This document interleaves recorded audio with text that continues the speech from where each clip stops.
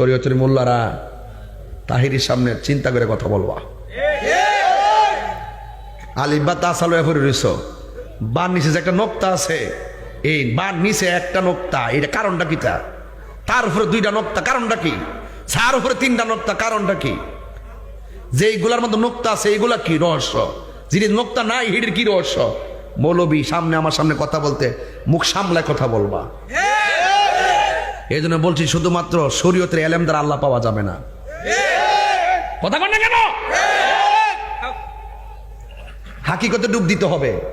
হযরতে মৌলা আলী কাররামাল্লাহু তাআলা ওয়াজহুল কারীম তিনি বলতেছেন, আমি যদি বিসমিল্লাহির রহমানির রহিমের বা শব্দের তাফসীর করি ৬০টা উটের বোঝা হবে, এরপর তাফসীর লেখা শেষ হবে না। আর আপনি আইছেন বা এল সাকির অর্থ দে, এটা হরফে জার, ইদ্দুরই হিসাব শেষ হয়ে গেছে গা, ফুজি যা আছে তা ওই